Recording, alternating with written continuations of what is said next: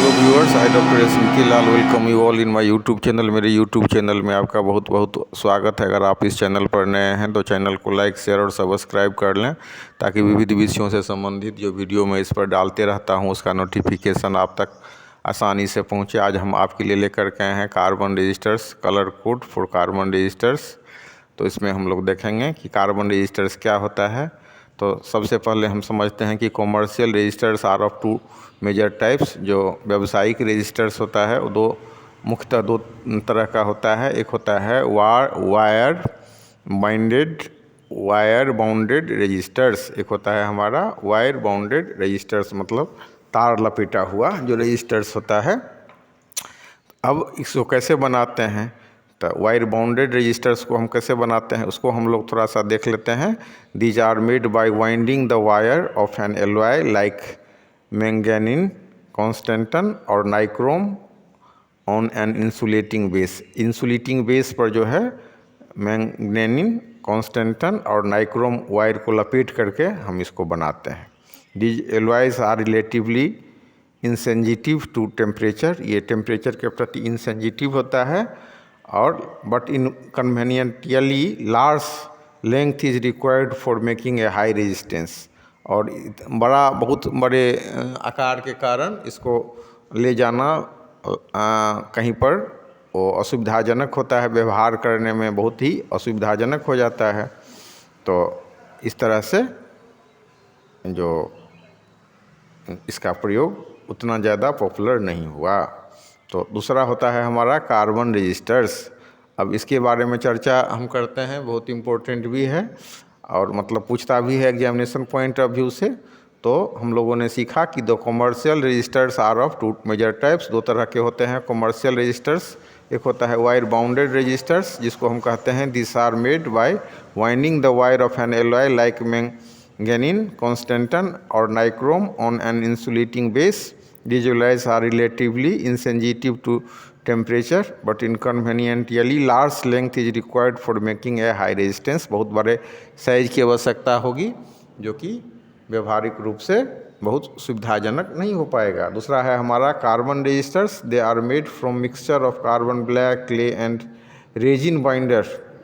इसमें जो है कार्बन का जो ये मिक्सचर ऑफ कार्बन यूज होता है कैसा, तो ब्लैक, क्ले और resin binder which are passed and then molded into cylindrical rod। cylindrical rod में उसको जो से पास कराया जाता है और फिर उसको मोल्डेड कर दिया जाता है, पिघला करके उसको बनाया जाता है बाय हीटिंग। अब पिघलाते कैसे हैं, मोल्ड कैसे करते हैं, तो गर्म करके करते हैं, बाय हीटिंग करते हैं। The rod are enclosed in a ceramic or plastic jacket. अब ये रॉड को हम कौन चीज़ में पैक कर देते हैं, तो प्लास्टिक जैकेट में या सेरामिक में।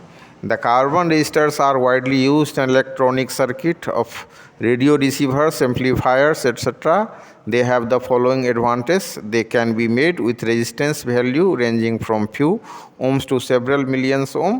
अब ये जो हमारा कार्बन रजिस्टर्स है बहुत व्यापक पैमाने पर इसका उपयोग किया जाता है। और कहाँ कहाँ यूज होता है, तो इलेक्ट्रॉनिक, ये जो रेडियो रिसीवर का इलेक्ट्रॉनिक सर्किट है या एम्पलीफायर का इलेक्ट्रॉनिक सर्किट है तो वहाँ इसका प्रयोग होता है। अब इसका क्या सब एडवांटेज है, they can be made with resistance values ranging from few ohms to several million ohms.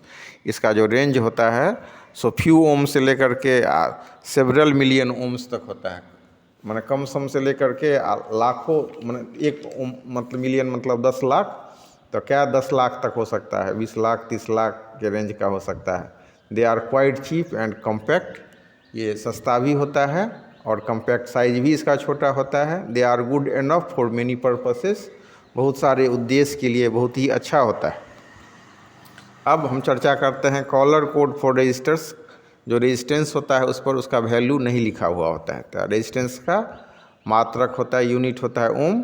तो कैसे हम उसको निकालेंगे, तो उसके लिए जो कॉलर कोड होता है ब्लैक, ब्राउन, रेड, ऑरेंज, उसका धारी रहता है, उस धारी का कुछ वैल्यू होता है।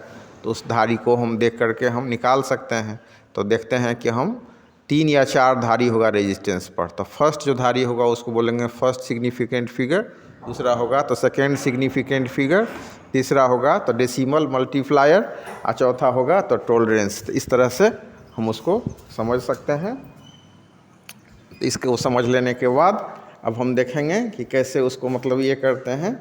तो जैसे कि माने ब्लैक के लिए हो गया बी कोड हो गया बी, उसके बाद ब्राउन के लिए बी, फिर रेड के लिए आर, ऑरेंज के लिए ओ, येलो के लिए वाई, ग्रीन के लिए जी, और फिर ब्लू के लिए बी, वायलेट के लिए भी, ग्रे के लिए जी, वाइट के लिए डब्लू। और नंबर की बात करें तो 0 1 2 3 4 5 6 7 8 9 हो गया। और मल्टीप्लायर में फिर 10 10 लिख करके 0 से शुरू करेंगे, 10 टू दी पावर 0 1 2 3 4 5 6 7 8 9 के लिख देंगे। और कलर अगर मतलब टॉलरेंस की बात करेंगे तो इसमें या तो गोल्ड होगा या सिल्वर होगा या कोई कलर नहीं होगा।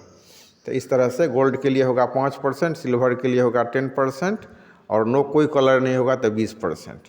अब इसको याद रखने के लिए एक वाक्य है, बहुत ही अच्छा वाक्य है, इसको हम लोग याद रखें तो हम इसको याद रख सकते हैं। B Roy Great Britain had very good wife. तो बी फोर हो गया ब्लैक, बी फोर हो गया ब्राउन, आर फोर हो गया रेड, ओ फोर हो गया ऑरेंज, वाई फोर हो गया येलो, जी फोर हो गया ग्रीन, ब्लू फोर हो बी फोर हो गया ब्लू, भी फोर हो गया वायलेट, जी फोर हो गया ग्रे, डब्लू फोर हो गया वाइट। तो फिर इसके नीचे हम 1 2 3 4 5 6 7 8 9 बैठा देंगे। आइए बैठा करके हम इसका कोडिंग हो गया।